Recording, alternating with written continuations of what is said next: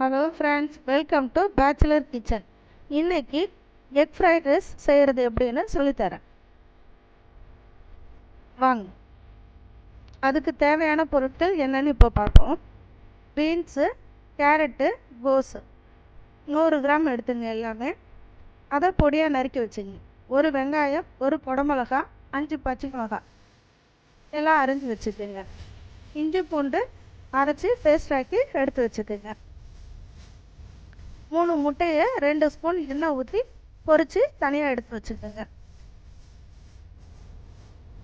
Soya sauce, chilli sauce, tomato sauce இது 3 fried ரைஸ்க்கு தேவை. பாஸ்மதி ரைஸ் 1 கப்பு, தண்ணி 1.5 கப்பு, 2 ஸ்பூன் உப்பு, 1 ஸ்பூன் உப்பு, 2 ஸ்பூன் ஆயில் ஊற்றி 10 நிமிஷம் வேக வச்சு எடுத்து வச்சுக்கோங்க. ஒரு பாத்திரத்தை வச்சு எண்ணெயை ஊற்றி அதில் ஆனியனை போட்டுங்க. அதை நல்லா கோல்டன் ப்ரௌன் வர அளவுக்கு ஃப்ரை பண்ணிக்கோங்க. 1 ஸ்பூன் உப்பையும் சேர்த்து நல்லா கோல்டன் ப்ரௌன் வர அளவுக்கு ஃப்ரை பண்ணிக்கோங்க.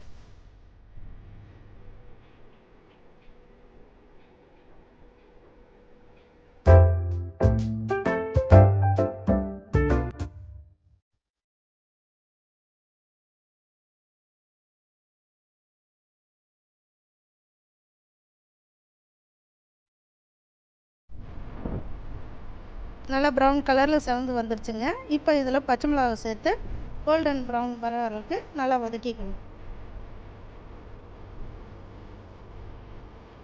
இப்போ இதில் வந்துட்டு ஒரு 3 ஸ்பூன் இஞ்சி பூண்டு பேஸ்ட்டு சேர்த்து அதையும் நல்லா ஃப்ரை பண்ணிக்கணும்.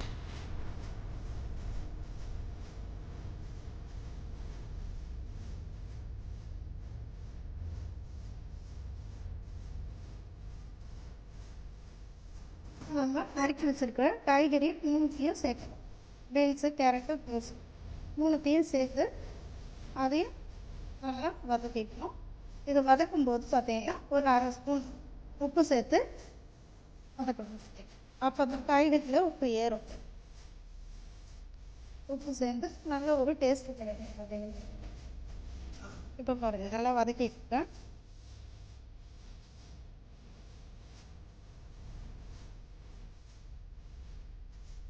2 ஸ்பூன் சோயா சாஸ் சேர்த்து அதுவும் ஒரு 2 நிமிஷம் வதக்கணும்.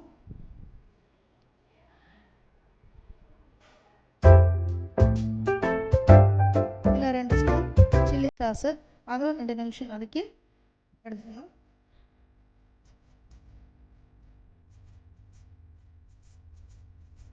2 ஸ்பூன் டொமேட்டோ சாஸ் சேர்த்து அதுவும் 2 மினிட்ஸ் வதக்கி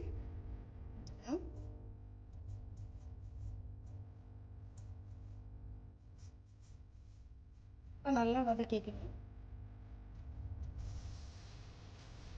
தக்காளியோடு சேர்ந்து நல்லா மிக்ஸ் ஆகி ஒரு கலர் கிடைக்கும். அதுக்கப்புறம் கடைசியாக வந்து குடமிளகா சேர்த்து ரொம்ப நேரம் வதக்கக்கூடாது. 2 நிமிஷம் வதக்கினா கிடைக்கும். அப்போ தான் அந்த கிரீனிஷ் இது வந்து மாறாமல் இருக்கும். ரொம்ப நேரம் வதக்கிட்டிங்கன்னா அந்த டேஸ்ட்டு முடியும்.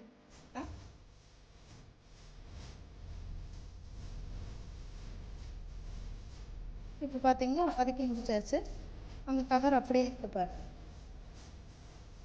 இப்போ வந்து நம்ம வடித்து ஆற வச்ச சாதத்தை அதில் சேர்க்கணும். எப்படி பலன்னு சுட்டுப்பாரு சாதம் பார்க்க. இந்த மாதிரி நீங்கள் ரெடி பண்ணி வச்சுக்கணும். இப்போ அந்த சாதத்தை இதில் நான் சேர்த்துறேன்.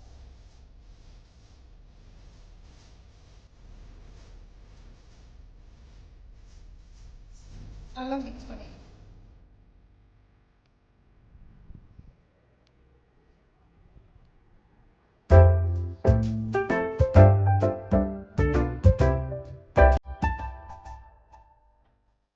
இப்போ இதில் ஒரு 1/2 ஸ்பூன் மிளகுத்தூள் சேர்த்து அதையும் நல்லா நான் மிக்ஸ் பண்ணி வச்சுக்கிறேன். நல்லா மிக்ஸ் பண்ணிட்டேன்.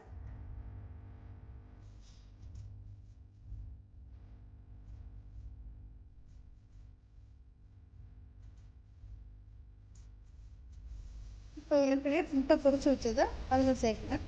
சேர்த்து அதையும் நல்லா மிக்ஸ் பண்ணிக்கணும்.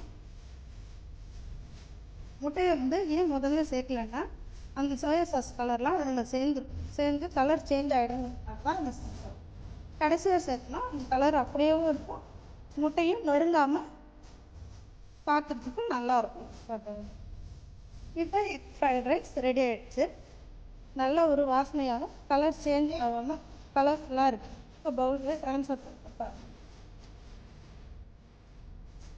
இந்த டிஷ் உங்களுக்கு பிடிச்சிருந்தா லைக் பண்ணுங்கள், ஷேர் பண்ணுங்கள், சப்ஸ்கிரைப் பண்ணுங்கள். கூடவே பெல் ஐக்கானை ப்ரெஸ் பண்ணுங்கள். எங்களுடைய வீடியோ அடுத்தடுத்து உங்களுக்கு வரும். Thank you friends.